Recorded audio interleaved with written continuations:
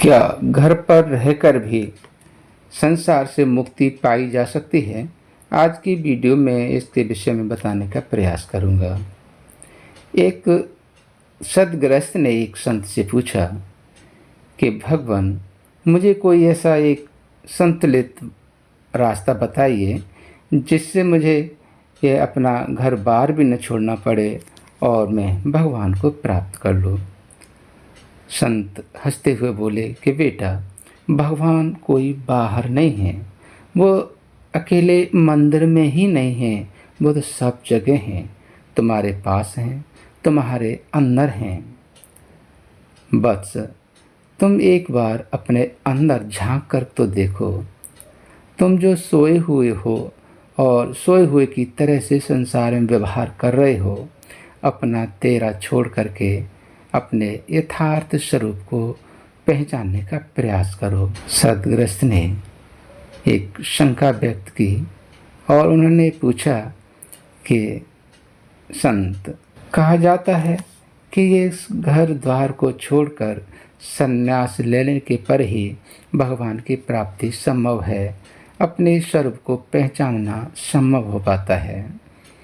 तो वो संत बोले कि बेटा, जैसे आत्म कल्याण की सच्ची लगन लग जाती है, वह घर में रहते हुए भी नर पशु जैसा नहीं रहता है, वह नर से नारायण का जीवन जीने लगता है।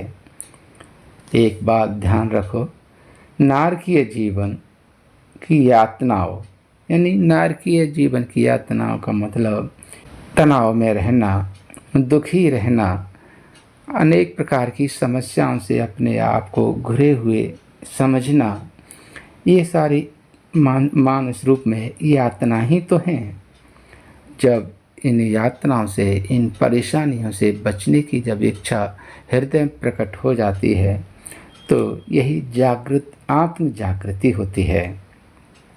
बस जब कोई साधक अपने आप को पहचान लेता है, अपने स्वरूप को पहचान लेता है, तो वह इस सारी समस्या से मुक्त हो जाता है।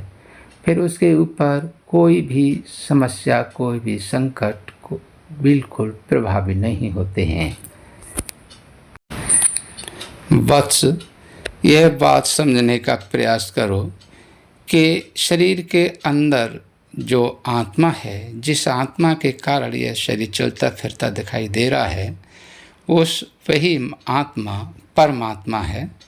भगवान श्री कृष्ण ने 14वें अध्याय में के दूसरे श्लोक में कहा है, क्षेत्रज्ञं च अपि माम वेद्ध सर्व क्षेत्रेषु भारत, क्षेत्र क्षेत्रज्ञयोर ज्ञानम यत्तज्ज्ञानम मतम मम।